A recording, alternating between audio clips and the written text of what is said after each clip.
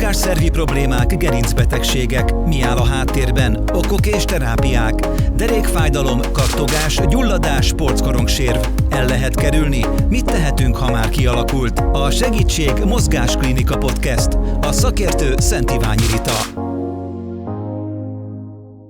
Szép napot mindenkinek, ez a Mozgásklinika Podcast következő epizódja. Vendégeim Szent Iványi Rita, a Mozgásklinika vezetője, és Farkas Attila, ultratávfutó, profi túrázó, kommunikációs szakértő, akiket köszöntök. Sziasztok! Sziasztok! Legyen az, hogy akkor szépen végigmegyünk, hogy kinek mi köze is a mai alkalmas beszélgetéshez, ugye, amiben a túrázással kapcsolatos különböző sérülések megelőzése és kezelése az, ami számunkra fontos. Attila, kérlek, hogy te mondd el a saját oldaladat, amit te mondanál magadról per pillanat. Jó, nagyon szívesen mondok. A túrázás, az szerintem nem az a sportág, amit az ember gyerekkorában vagy kamaszkorában szeret meg, sőt, szerintem akkor az ellenkezője történik általában. Volt ebben egy nagyon szerencsés kezdet, hogy szüleimmel voltunk kirándulni, ezek a klasszikus turista helyek, Börzsöny, Pilis, Visegrádi-hegység, és nekem erről jó emlékeim voltak, de az élet az elsodort egyébként a túrázás mellől, a üzleti életben próbáltam a szárnyaimat, és nagyon-nagyon sok munkára cseréltem a mozgást. Ebből következően lett egy jó komoly elhízásom, ami egyébként 120 kiló fölé vitt engem, és én a klasszikus életmódváltó teljesítménytúrázó lettem, aki 37-38 évesen azt mondta, hogy ezen még lehet változtatni, és akkor egy radikális életmódváltással visszatértem ehhez a szerelemhez, és már tudok teljesítménytúrázni és olyan távokat megtenni, amiket jó érzés visszanézni és büszkeség elmondani magamról, hogy feljutottam egy hegyre, vagy eljutottam egy bizonyos távolságra, és megláttam azt, ami ott fönt van. De jól értem, hogy akkor azt a nagy súlyfelesleget ledolgozni úgy álltál neki, hogy a túrázásban, a gyaloglásban, tehát az ilyen jellegű teljesítménynek a fokozásába, gondolom, hogy ez egy fokozatos út, tehát hogy ezt szépen fel kell építeni. Így van, és eléggé tudatos voltam a táplálkozás részében, nagyon radikális diétát tartottam. Ott nyilván azért oda kell figyelni, hogy a makrotápanyagok azért valamennyire megmaradjanak a szervezetben, hogy ne csontvázzá fogyjak át, hanem az izomzat is megmaradjon, és lehessen erősíteni azokat az inakat, izületeket, amik majd a mozgáshoz kellenek, és azért 120 kilósan nem tudsz még futni, úgyhogy én végigjártam a létrát, hogy elkezdtem sétálni, aztán nordic walkingolni, túrázni, teljesítménytúrázni, és végül futni, meg ultratávfutni külső terepeken, már hegyek között. Gyógytornászok álma, nem? Hogy valaki így álljon neki a nagy súlyfelesleget ledolgozni. És milyen jó eredmény, hogy milyen jó minta, hogy egy ilyen eredményt el lehet érni, úgyhogy ehhez tényleg gratulálunk. Köszönöm szépen. Na de egyébként tényleg, tehát mit gondolsz erről, mert ez egy nagyon fontos kérdés. Általában a súlyfelesleget szeretnénk nagyon gyorsan leadni. Tehát mindegy, hogy x év alatt rakódott föl, ha lehet, akkor egy hónap alatt szeretnénk leadni. És nagyon sokszor hallok olyat, hogy egy ilyen brutálisan, radikálisan önmagunkat belevetve bármilyen mozgásformába tulajdonképp csak kárt okozunk. Hát nagyon nehéz megtalálni azt az egyensúlyt. Nyilvánvalóan itt azért hamar alább megy a motiváció is, hogyha egy olyan mozgásformát választunk, amit nem tudunk élvezni. Te helyzetedben az lehetett a szerencsés, hogy jól esett ugye sétálni, túrázni, tehát hogy egy kicsit a hobbiddá is vált. Ez nagyon nehéz megtalálni a pácienseknek, bár szerintem ez az, ami a lemorzsolódást a leginkább így elkerüli, hogyha olyan sporttevékenységet vagy mozgásformát választanak, amit ilyen élvezettel tudnak csinálni. És az, hogy hogyan tartják be a fokozatot, illetve hogy mennyire vagyunk ezzel kapcsolatban magunkkal türelmetlenek, hát ez nyilván megint egy edukatív folyamat, tehát igazából meg kell érteni, hogy mi zajlik ilyenkor a szervezetben.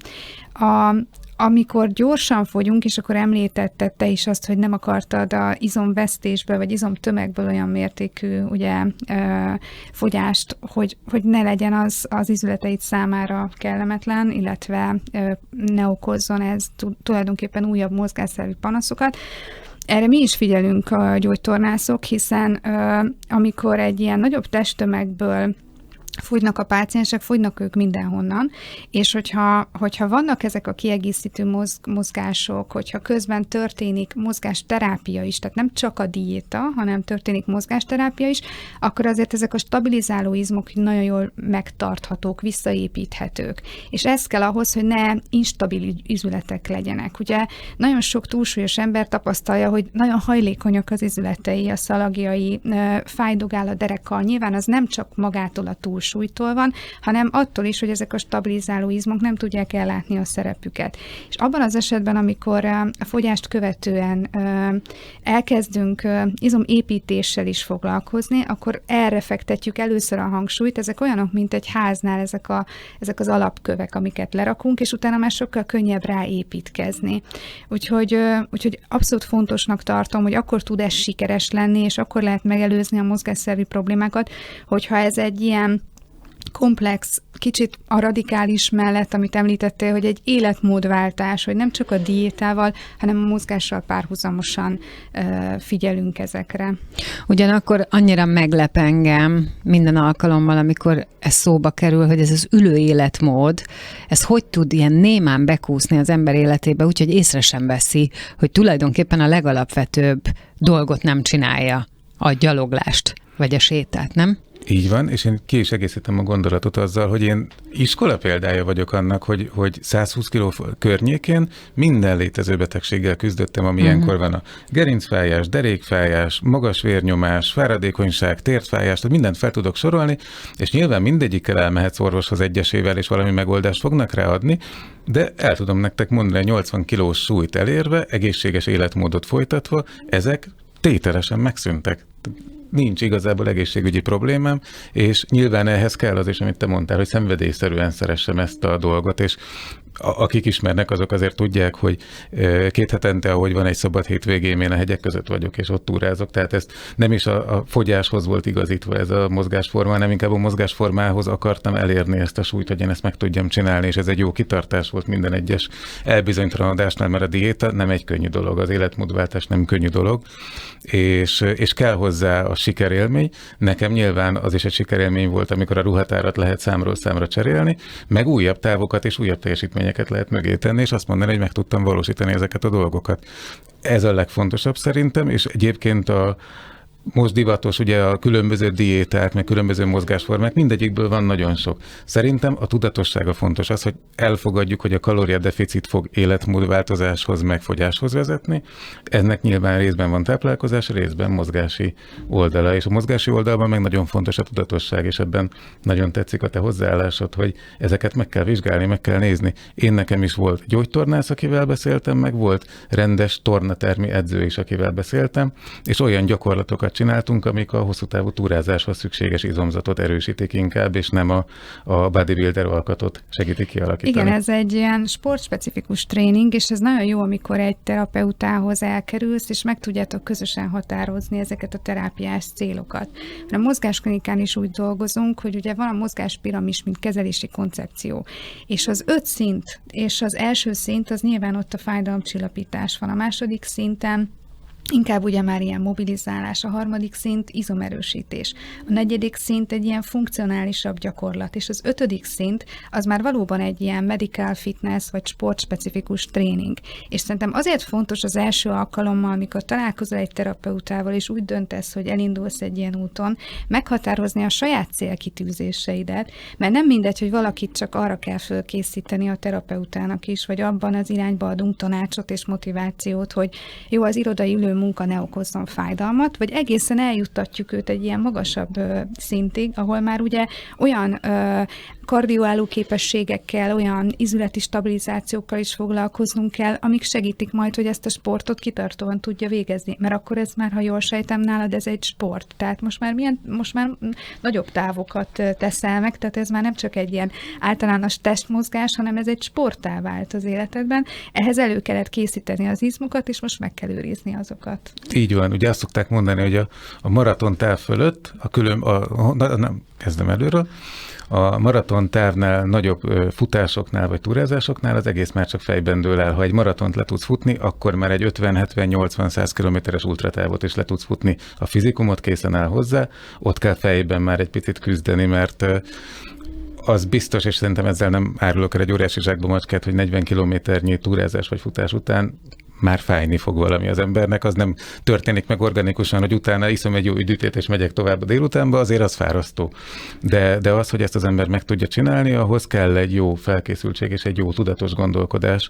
És igen, én büszke vagyok rá, hogy ultratávokról tudok beszélni, hogy ultratávon keresztül tudok endurance sportágokat végrehajtani, amiknél ugye az 50 km fölötti táv az sok-sok időt, meg sok-sok belső energiát emészt föl, hogy az ember tudja teljesíteni.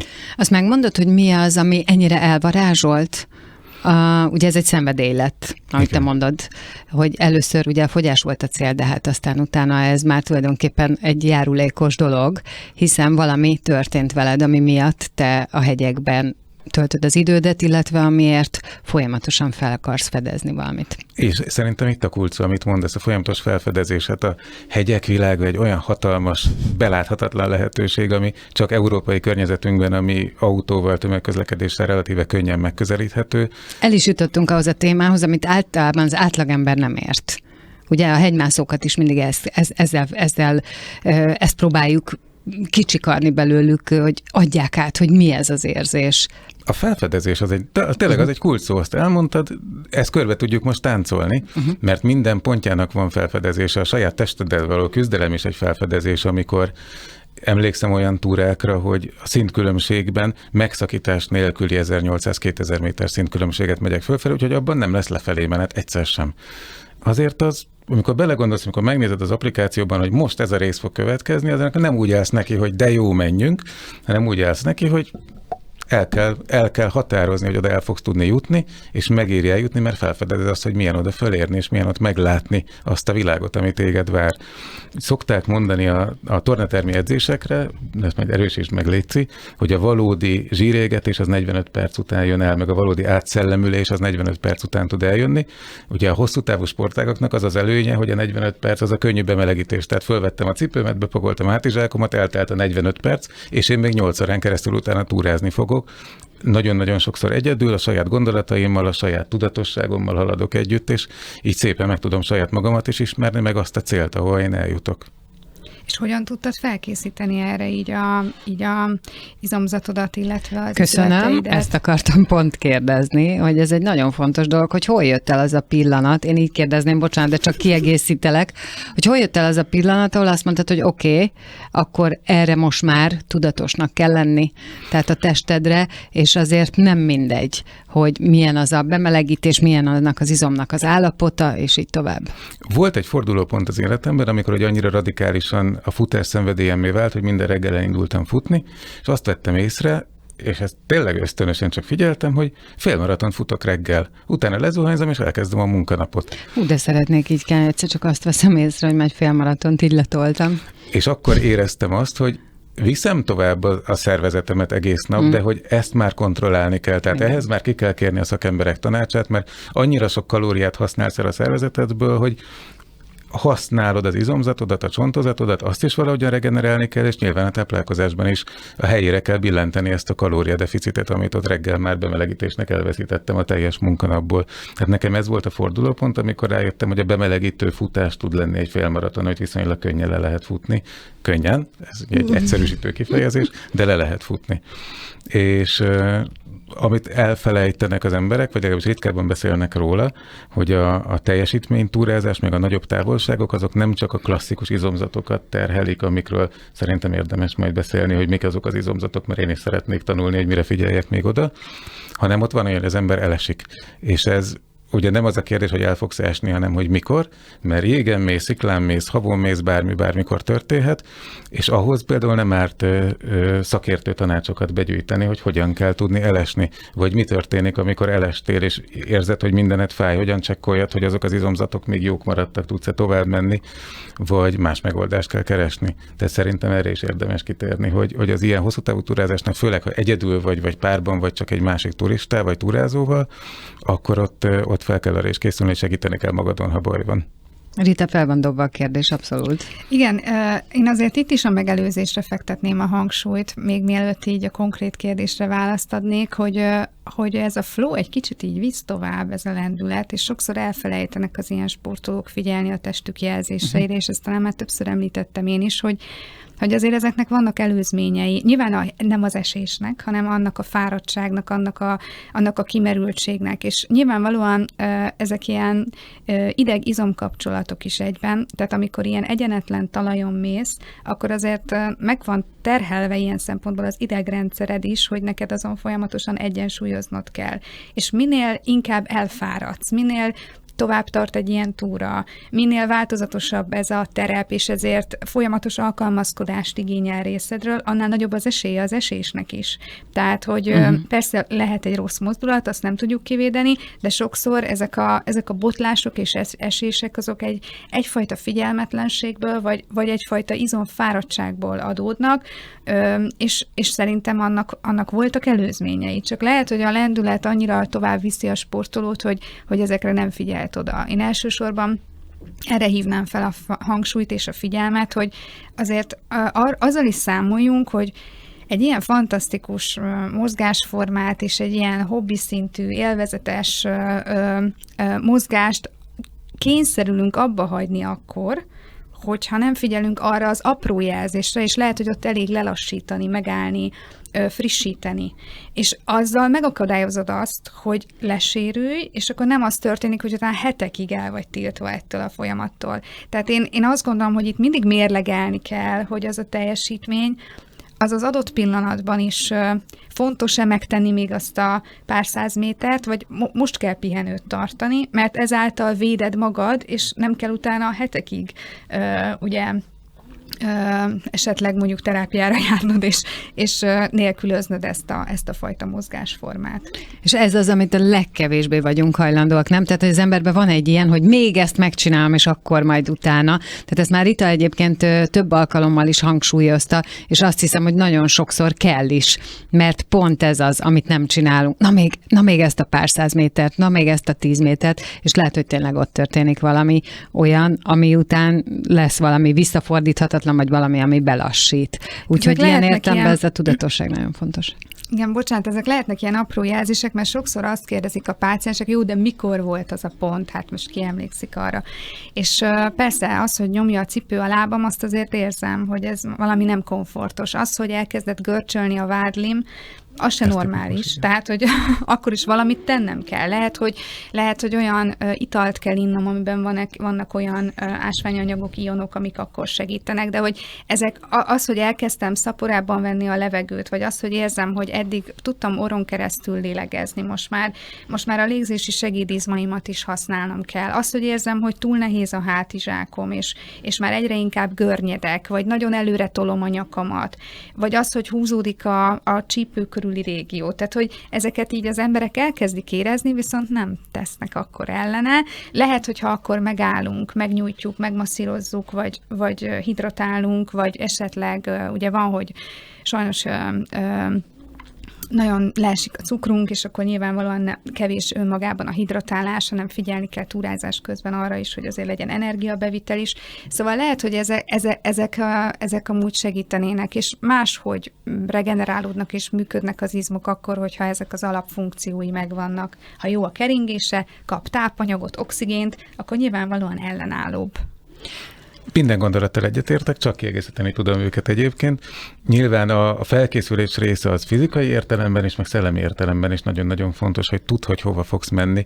Én sokszor szoktam ismerőseimnek képet küldeni, hogy elindulok az erdőben, gyönyörű napsütés, havas táj a háttérben a sziklákon, és akkor 3 órával később küldök egy képet, hogy jégen megyek előrefelé. Tehát tudni kell, hogy hova fogsz eljutni a túrád során, és annak megfelelő öltözettel, fizikai állóképességgel rendelkezzél arra a túrára. Az, hogy nem vesszük észre, és még ezt a 100 métert tegyük bele, hát ez egy legismertebb gondolatok egyik, hogy ez még úgy is belefér. Én nagyon sokszor egyedül túrázom, és ennek nem biztos, hogy nagyon nagy reklámteret szabad adni, mert sokan elmondják, hogy magas hegyen nem menjél egyedül. Igen, értem, én szoktam egyedül menni, pont ezért egy picit több időt fordítok erre a felkészülés részére, eléggé pontosan tudom a térképeken, hogy merre akarok menni, mit akarok megcsinálni, és van egy belső jelzés, amikor az ember megérzi, hogy valamit szabad vagy nem szabad. az a vágy, amit mondtok, az folyamatosan hajt, hogy ezt a 100 métert még simán, hát ott a csúcs, látom, ide menjünk, csináljuk meg. Ezt kell tudni észrelennek gátat szabni, és azt mondani, hogy itt valami nem stimmel, nem érzem, túl sziklás az a rész ott, túlságosan jeges az a rész ott, vagy amit én már sokszor éreztem, remeg a lábam. Egyszerűen annyira elfáradtam abban a szintkülönbségváltásban, hogy a térdem elkezd remegni. Tudni kell megállni, és azt mondani, hogy remegő térddel ne indulj neki egy sziklafalnak, mert ott eléggé pórul lehet járni. Tehát ez a fajta belső döntés, ez egy nagyon fontos dolog, hogy tudjunk megállni, hogyha kell, és tudjunk visszafordulni. Nem biztos, hogy a panoráma vagy a siker, hogy feljutottál az adott hegynek a csúcsára, megéri azt a cserét, hogy nem jutsz fel soha többet arra a csúcsra. Arra gondoltam, hogy arról kérdezlek, Attila, hogy ugyanez a tudatosság, amikor a testeddel így tudatos vagy, és mondjuk beiktatod azt a pihenést, hidratálást, masszást, nyújtást, amikről a Rita beszélt, mentálisan mekkora boostot ad arra, hogy tovább tudj haladni, hogy lehet, hogy ez is egy fontos dolog. Persze, meg ugye Rita is említette ugye a vádlinak a görcsölését, ami egy nagyon tipikus dolog, és nyilván mindenki, aki ekkora távra megy túrázni, annak azért van magnézium a táskájában, de az nem úgy van, hogy beveszed, megiszod, és akkor 1 perc múlva mehetsz tovább, ott be kell iktatni, hogy én a szellememben is meg kell, hogy álljak egy picit töltődni, regenerálódni, észrevenni akkor a szépséget, ami éppen akkor körbevesz, vagy a szakadó jégesőt, ami éppen akkor körbevesz, de akkor is ezt az időt ki kell várni. Tehát csodák az emberi szervezetben nincsenek még, hogyha a mai túrázós technológia már ott tart, hogy döbbenetes megoldások léteznek az izomfájdalmak elrejtésére, de azok csak elrejtik, és ez szerintem egy kulcs, és ezzel tisztában kell lenni. Igen, és ez nagyon jó, hogy mondtad, hogy nem azonnal hatnak. Igazából nagyon kevés az a technika, ami azonnal hat. Talán a gyors masszázs, ugye mit csinálunk ilyenkor, azonnal oda nyúlunk, és elkezdjük nyomkodni. Tehát, hogy azt nem lehet elvárni, hogy ez azonnal segítségünkre legyen. Tényleg ezek a trükköket mindenki így megtanulja, hogy hogyan lehet akkor hirtelen lenyújtani azt az izmot. Egyébként nem árt megnézni egy pár ilyen, akár YouTube videót, akár hogyha van gyógytornászunk, akkor vele egyeztetni, hogy melyek azok a nyújtások, amik tényleg hasznosak. Mert vannak ilyen standard nyújtások, én nem mindegyikkel értek egyet, hogy az most tényleg azt az izomcsoportot fogja olyan effektíven megnyújtani, és például ezt is lehet így sportspecifikusan. Tehát magát a nyújtást, nem csak az erősítést, hanem magát a nyújtást, a regenerációt, az, hogy hova kell nyúlni, annak az izomnak hol van az a területe, amit érdemes masszírozni. Ezek ilyen automobilizáló, önsegítő terápiák, és azt gondolom, hogy nem árt tisztában lennünk, ugyanúgy, ahogy megnézed az applikációban, hogy merre fogsz haladni, tisztában kell lenned, hogyha neked érzékenyebb a vádlid, vagy a combod, a csípőd, akkor melyik lesz az a nyújtógyakorlat, vagy pihentető helyzet, ami neked segíteni fog. Teljesen egyetértek, és mi kiegészítem azzal, hogy a hosszú távú sportágaknak szerintem nagyon fontos része a monotonitás, amivel szembe kell nézni, de ez nagy többségében azt jelenti egy 4 órás túránál, meg egy 8 órás túránál is, hogy első 2 órában nagy egészét tekintve fölfelé mész, utána meg lefelé mész.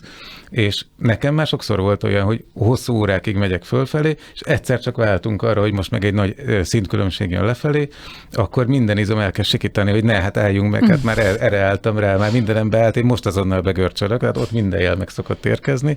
Szerintem itt is kell tudni egy kicsit megállt szabni, és megnézni, igen, hogy hidratálással, ásványanyagokkal, bármivel lehet segíteni ezen a nagy változáson, és kizökkenteni az izomzatot, mert meg fogom lepni, tehát én tudom, hogy az a legradikálisabb érzés, amikor óriási váltás van a túra stílusában, vagy amikor a sárból kijöttél, megkönnyebbülsz, és jön a jég, ami ugye másfajta csúszási lehetőséget kínál. Ott az összes izom így összerándul, hogy nem akarok elesni, ugye ez az első reakciónk, meg mindenki ismeri az érzést, amikor a jégen megindul a lába, és minden izmával megpróbál megkapaszkodni a levegőben, ami mérsékelten fog sikerülni. De hogy ez a túrázásnál meg ugye nagyon gyakran van, amikor hóra, jégre váltunk, hogy bármikor a lábad alatt elkezd csúszni a talaj, és arra is fel kell tudni készülni, hogy az izom az ott is jelezni fog, hogy ezt ő nem akarja igazából csinálni. Igen, ezeket reflexesen lehet fejleszteni, viszont ezek azért tényleg olyan extrém helyzetek, hogy csak az találkozik azért ilyen körülményekkel, személyekkel, akik ilyen szinten végzik a túrázást. Ellenben azzal, amit mondtál, hogy ez a túlterheltség, monotonitás, hogy ez gyakran okoz az izületekben egy ilyen túlhasználati szindrómát, akár a térdizületben, a bukaizületben, a csípőizületben. És én azt gondolom, hogy ezekre viszont nagyon jól lehet tréningezni az izomzatot, hogyha olyan kiegészítő, tehát aki rendszeresen szeretne túrázni, akkor érdemes olyan otthoni tornagyakorlatot alkalmazni, amik ugye ezeket az izmokat előképzik egy picit, amik stabilizálni segítenek, amik ezeknek az izmoknak a nyújthatóságát, tehát, hogy nem csak az erősítése, meg nem csak a nyújthatósága, hanem ráadásul még az állóképességét is fejlesztik. Én ugyanezt a példát hoznám fel, mint amikor biztosan mindegyikőtök tapasztalta már, aki így síelni szokott menni, hogy egész évben nem sportolnak az emberek, most bocsánat, hogy ezt a témát hozom, egyébként hamarosan aktuális is, egész évben nem sportolnak az emberek, de szeretnének elmenni síelni. És egész évben az irodába ültek, minimális volt a mozgás, autóval közlekedtek, aztán majd ott a sípályán egy héten keresztül, hát igen, intenzív terhelésnek tesszük ki a végtagjainkat, és hát persze, hogy megtörténik a baleset nagyon sok esetben sajnos, és akkor jönnek haza ilyen keresztszalakszakadással. Jó esetben nem kell helikopterrel leszállítani őket, hanem azért még le tudnak jönni, de nagyon brutális sérülések tudnak bekövetkezni, amik utána hosszú ideig tart a rehabilitációjuk. És azt gondolom, hogyha valaki nem ilyen mértékű sporttevékenységben túrázik, de kinéz magának egy ilyen túraútvonalat, ami egy nagyobb táv, amit szeretne teljesíteni, ott is fontos, hogy ne úgy induljon neki, hogyha teheti, hogy a nulláról, hanem igenis akkor már előző hetekben, nem tudom, lépcsőzzön többet, csináljon nyújtógyakorlatot a csípőjére, csináljon medenceemeléseket, guggolásokat, tehát hogy tréningezze egy kicsit az izomzatát, mert hogy elképesztő, hogy mennyire nincs állóképessége ezeknek az izmoknak, hogyha nem használjuk őket, és azért nem kell akkora ilyen óriási távokat letenni. Pont a múltkor beszéltünk erről, hogy a túrázásnál csalóka, hogy már az ilyen 5-10 kilométer is tud nagyon, úgy tűnik, hogy jó, hát 5-10 kilométer túrázok, de azért ez bizonyos terepen brutális terhelés tud lenni, és sokszor az emberek nem készülnek fel arra, hogy mi vár rájuk. És hát akkor megtörténnek a sérülések. És nagyon örülök, hogy nem elrugaszkodott dolgokat mondtál, hanem olyat, amelyek egy teljesen átlagos kiránduló számára is érthető, lépcsőzzél többet, vagy gyalogoljál többet, vagy az egy villamos megállót hagyd ki a villamossal, és menjél gyalog helyette. Teljesen igazad van, és belépő szintnek ez tökéletes. Nyilván, hogyha valakinek meg ezek után is megmaradnak bizonyos problémái, akkor jön a gyógytorna, meg ennek a tudatosabb kezelése. De fontos, hogy igen, a mindennapokban nagyon-nagyon könnyű a mozgást egyébként beilleszteni.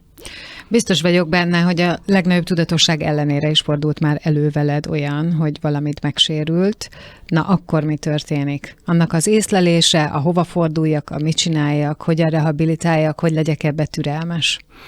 Abból a szempontból szerencsés vagyok, több szempontból, hogy amikor én átváltottam a nagyobb távokra, akkor én már tudatos gyógytornás segítséget vettem ehhez igénybe egyébként, és eléggé jól megerősítették azokat az izületeket, inszalagokat, amik esés közben felmerülnek, hogy radikális használatnak lesznek kitéve. Meg vannak olyan alapszabályok, hogy bár ösztönösen a könnyöködre támaszkodnál esés közben, de ezt érdemes elkerülni, mert azért az egy törés irányába tud menni. Úgyhogy olyan nagyon nagy sérüléssel szerencsére nem találkoztam útközben, ami ugye helikopteres mentést igényelne utána, de az esésből fakadó összes sérülés és izomrándulás, az mindegyiket végigjártam már, mert elkerülhetetlen. És nyilván az észszerűséget kell ilyenkor mérlegelni, mekkora pihenőidőt adsz magadnak, végig gondolod, hogy van-e rövidebb visszaút, mint amin eddig jöttél, de mindig a biztonságot kell előzetesen figyelembe venni. Tehát, hogyha a rövidebb út az egy szakadékon keresztül vezet, akkor lehet, hogy nem az lesz a rövidebb út. Meg egy ilyen praktikus jó tanács, és ez abszolút nem a reklám helye, de a biztosítás az nyilván elkerülhetetlen és szükséges, ahogy az ember magas hegyre megy. Ugye ennek a definíciója, hogy Magyarországon inkább középhegységek vannak, ugye 1000 méteres magasságig, amik fölött vannak hegységek, azoknál kössön mindenki biztosítást, mert kulcsfontosságú, hogy ha baj van, akkor az zsebből nem tudjuk kifizetni a helikopteres mentésnek az árát, úgyhogy azt a pár ezer forintot ez mindenképpen megéri. Ugyanígy az izomzatodra is legyen biztosításod, ha más nem gyógytornával vagy szakértő segítséggel, meg a táplálkozásra, hidratálással, ásványi anyagokkal és effektíve étellel legyen biztosításod arra, hogy nem maradsz szomjan és éhen túrázás közben. Akkor, amikor történik egy sérülés, és kell rehabilitáció, akkor akkor gondolnám, hogy valamelyest kicsit visszaesik az ember a saját maga által felállított ranglétrán. Lehet, hogy ezt nem jól fogalmazom, de úgy gondolom, hogy ugye tartottál itt, és akkor jön egy sérülés, akkor azt kezelni kell, pihenni kell, és újra be kell járatni. Ehhez is kell, gondolnám, tudatosság, figyelem és segítség. Volt-e neked ilyen? Volt ilyen, és lehet, hogy nem én leszek a jó példa, és majd a gyógytornászati szakemberek kijavítanak engem, mert itt erre az alkalom. Én ugyanezt hiszem ebben, mint amikor az ember korcsolyázni tanul, és a kislányaimnál ezt most tapasztalom, hogy azonnal az a mondás, hogy ha elestél, akkor kelj fel és menj tovább. Én ugyanezt mondom magamra is, ha elestem, az észszerű tartományon belül kelj fel és menj tovább, mert el fogsz kényelmesedni. Tehát, hogyha visszaveszel belőle, akkor hát ma még nem, holnap sem, és ezt már ismerjük, akkor 2 hét múlva sem, és visszaesett az életmódod egy kicsit korlátozottabb szintre. Az, hogy ezt utána tudatosan meggyógyítani, az nyilván nélkülözhetetlen, hogyha komoly sérülésről van szó, de alapvetően hiszek abban, hogy ne adjuk föl. Tehát ne magyarázzuk meg azzal, hogy megsérültünk, és akkor egy kicsit pihenünk rá. Elmondod a mozgásklinikás tapasztalatodat? Amikor a testemet radikálisan megváltoztattam, és éreztem, hogy én már nagyobb távokat tudok túrázni, akkor is maradtak olyan elváltozások, amikkel tudtam, hogy valamit kezdeni kell. Azt éreztem, hogy 20 km fölött az egyik lábam az sokkal jobban ég a talpamnál, mint a másik. Ugye az, hogy 20-30-50 kilométernél az embernek ég a talpa, fáj a vádlia, fáj egy kicsit a dereka, az talán kimondhatjuk, hogy evidens, mert az lenne a fura, ha nem fájna.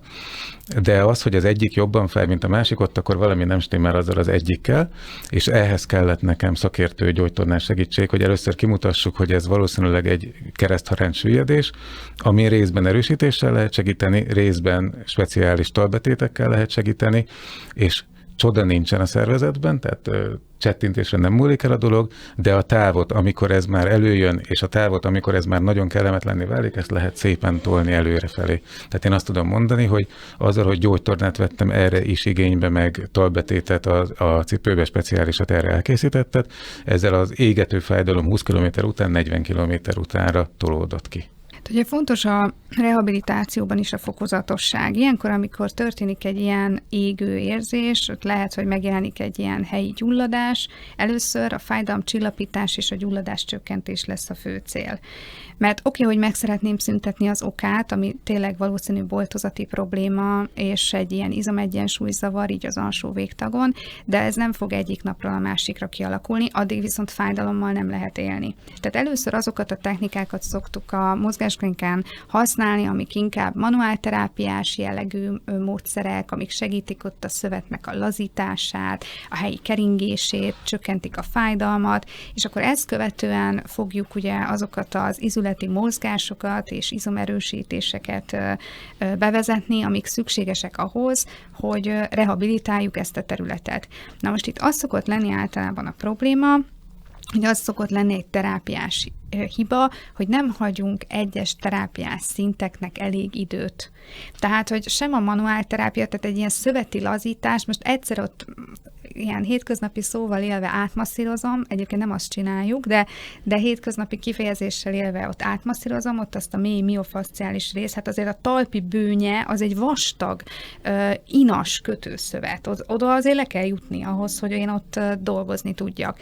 Ez egy alkalommal nem fog helyrejönni. Tehát, hogy kell néhány alkalom, amíg én föllazítom azokat a szöveteket. Utána a lábtő csontokat meg kell nézni, a bokaizületet meg kell nézni, hogy hol vannak azok az eltérések, mire megállapítom, hogy jó, akkor milyen erősítő gyakorlatokkal lehet tulajdonképpen ezt a struktúrát helyreállítani. És akkor azt követően kell arra figyelnem, hogy akkor legyen egy ilyen segítő ortézis, egy betét, például egy talbetét, ami megakadályozza, hogy passzívan ennyire könnyen visszaessen ez az állapot, tehát egy picit megtámasztja a lábat. Nyilvánvalóan ez sem hoz önmagában megoldást, meg hogyha nem figyelünk arra, hogy milyen, tehát hogy nyilvánvalóan megfelelő cipőben kell túrázni, és elő kell készíteni ilyen szempontból az izomzatot, de hogy ezek egymást kiegészítő terápiák lesznek, és azért fontos szerintem, hogy magára a terápiára is szálljunk elég időt. Ez nem azt jelenti, hogy akkor addig nem lehet túrázni. Nyilván, amíg gyulladás, fájdalom van, addig bőven elég, ha csak sétálunk. De akkor lehet utána a távokon változtatni, hogy oké, most akkor nem a legnehezebb irányba indulok el, de a rendszerességet megtartom, mert szerintem az lehet nehéz, amit mondtál, hogy elkényelmesednek, és akkor esetleg abba is hagyják ezt a tevékenységet sajnos, és hogy ne legyen meg ez a lemorzsolódás, fenntarthatjuk az élményt és a rendszerességet mondjuk egy másik terepen, vagy másik útvonalon, ami már lehet, hogy nem annyira megterhelő. És ahogy érezzük, hogy gyógyult az a terület, akkor lehet, hogy a terhelést is egyre inkább tudjuk fokozni, és visszatérhetünk oda, ahonnan kiindultunk, vagy akár túlnyújthatjuk ugye ezt az állapotot. Volt egy fontos gondolat, amit mondtál, és lehet, hogy neked a szakértelem miatt nem is tűnt fel, mert evidens, hogy az, hogy a talpam fáj, az nem feltétlenül a talpam miatt van közvetlenül, és ehhez kell a gyógytornásznak a segítsége és a szakértelme, hogy megmondja, hogy nézzük meg a bokát, a térdet, a lábadat, ugye az X-láb, O-láb közötti tengelyen hol mozogsz, mert biztos, hogy nem egy tökéletesen megrajzolt Da Vinci-féle testtel születik az ember, és nem azt fogja használni, hanem egy olyat, aminek vannak részei, amiket lehet erősíteni, vagy valamilyen módon kezelni, és kényelmesebbé tenni így a túrázást is. Tehát teljesen egyetértek vele, hogy egyébként ehhez gyógytornász kell, mert az, hogy én most bemegyek a sportboltba, és veszek egy talbetétet, az lehet, hogy nem fogja ezt a problémát megoldani. Igen, én is erre gondoltam, hogy így a végére azért azt leszögezhetjük, hogy a túrázás, futás, ezek azok a sportok, ahol minden izom, ugye? És minden testrész mozog. Ha lentről fölfele nézzük, boka, térd, csípő, derék, gerinc, vállak, karok, nyak, minden. És ilyen értelemben tényleg nagyon fontos, hogy ezek a területek külön-külön és együtt is jól működjenek. Úgyhogy egy kis, ha valaki most akarja ezt elkezdeni, egy-két jó tanácsot, hogyha adnátok innen és onnan is. Akkor kezdem én. Az elsődleges szerintem az, hogy szerintem érdemes elmenni egy állapotfelmérésre abban az esetben, hogyha már van valami meglévő mozgásszervi panaszunk. Néha szokott fájni a nyakunk, néha szokott fájni a derekunk, csípőnk. Azért szerintem kevés olyan ember van sajnos, akinek soha semmilyen nem fáj. Tehát a kor előre haladtával meg eleve jönnek ezek az izületi bántalmak. Úgyhogy én azt gondolom, hogy amikor mi úgy döntünk, hogy szeretnénk egy ilyen intenzíves sportot, akkor én rászánnám az időt arra, hogy elmenjek egy olyan szakemberhez, most én magamat tudom így mondani, hogy egy manuálterapeuta gyógytornászhoz, aki biztos, hogy ért ehhez, hogy egyszerűen vizsgálja meg, hogy egyébként a hétköznapi mozgásoknál nekem miért vannak panaszaim. És adjon arra nekem megoldásokat, és én utána kezdenék bele egy ilyen sporttevékenységbe, mert akkor biztos, hogy nem az lesz, hogy elkezdem, és akkor még nagyobb problémát okozok, és akkor kiújulnak ugye ezek a panaszok, így szoktak fogalmazni a páciensek. Szóval én elsősorban, akik sportolni szeretnének, és egy új sporttevékenységet szeretnének beiktatni, amit eddig még nem csináltak, szerintem szánják rá az időt, hogy egy testtartásvizsgálattal, egy izomerővizsgálattal, pár speciális teszttel megnézzék, hogy egyébként milyen az ő funkcionális állapotuk, milyen az ő izomstátuszuk, van-e egyébként olyan meglévő rejtett probléma. Elmegyünk szűrővizsgálatokra, nem tudom, évente, hogy megnézem, hogy minden rendben van a vérkép, legalábbis én el szoktam járni, hogy minden rendben van a vérképemmel, elmegyek nőgyógyászati szűrővizsgálatra, elmegyek fogászati szűrővizsgálatra, hogy nézzék át most már a fogaimat, régóta nem voltam fogorvosnál. Na most ilyen szempontból miért ne lehetne egy gyógytornász szűrővizsgálatra elmenni, és hogyha már ott kiderül valami, akkor már rögtön találnak erre megoldást is. Ha meg olyan szerencsés helyzetben vagyok, hogy igazából csak a lustaság volt, ami eddig megakadályozott, és egész jó izomzatom van ehhez, és akár bele is kezdhetek ezzel a néhány tanácssal, amit akkor ott a gyógytornász javasol nekem, akkor szerintem nyert ügyem van, és nagyon sokat tettem az egészségemért. Teljesen egyetértek. Attila tanácsai? Nagyon örülök annak, hogy a világunkban a futásnak egyre nagyobb a divatja és a keletje, tehát az, hogy itt reggelente rengeteg embert látunk Budapest utcáin is futni, ez egy nagyon jó dolog, tehát az, hogy ez már tudatosan a mi generációnkban, például még fiatalabb generációkban már benne van, ez szerintem egy remek dolog. A hosszú távú sportolás az egy másik műfaj, amikor ez 2, 4, 6, 8 óráig fog tartani a napodból. És ehhez kell egy mentális felkészülés. Nem szabad úgy nekivágni, hogy hát simán majd a haverokkal iszunk egy sört, és marha jó lesz az egész, mert nem lesz jó. Ehhez tudni kell azt, hogy 4-8 órán keresztül kint teszel a természetben, annak a fizikai törvényei fognak rád hatni, ha jégeső jön, akkor az jön, ha leesett a hó útközben, akkor jégen fogsz visszafelé menni.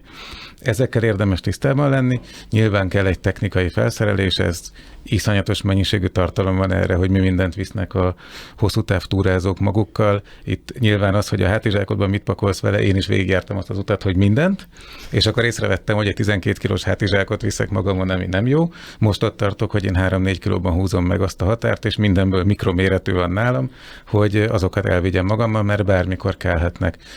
Ruházat ugyanilyen felkészülést igényel, tudjad, hogy mire vállalkozol, milyen időjárási körülmények várhatóak, és nyilván, ami nem is kérdés, a GPS alapú és nem internet alapú térkép, hogy valamilyen olyan applikáció legyen nálad, ami a telefonodon megmutatja, hogy hol vagy akkor is, hogyha nincsen térerő, és a telefonod mellett még egy plusz súly, amit én szerintem nem szabad elkerülni, az ugye a powerbank, hogy ha a telefonod lemerül, és csak azon volt térképed, akkor bajban leszel. Sokan erre azt mondják, hogy vigyél fizikai térképet magaddal, én azt mondom, hogy vigyél egy powerbanket magaddal, és azzal meg fogod tudni még nézni a telefonodon, hogy hol vagy. Nagyon szépen köszönöm, hogy itt voltatok. Nagyon hasznos 1 óra volt. További sok sikert mindkettőtöknek. Köszönjük szépen. Köszönjük. Szent Iványi Rita, a Mozgásklinika vezetője, és Farkas Attila, ultratávfutó, profi túrázó, kommunikációs tanácsadó voltak a vendégeim. És ezzel véget ért a Mozgásklinika jelenlegi podcastja, de nem sokára jövünk új epizóddal. Szép napot mindenkinek, sziasztok!